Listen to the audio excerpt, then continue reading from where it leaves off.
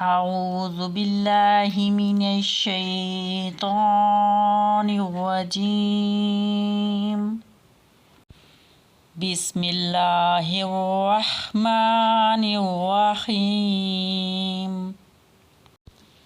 چوتھا کلمہ توحید۔ توحید معنی اکیلا، لا الہ الا اللہ وحدہ لا شریک لہ، لہ الملک ولہ الحمد یحیی ویمیت وہو حی لا یموت ابدا ابدا ذو الجلال والاکرام بیدہ الخیر وہو علی کل شیء قدیر۔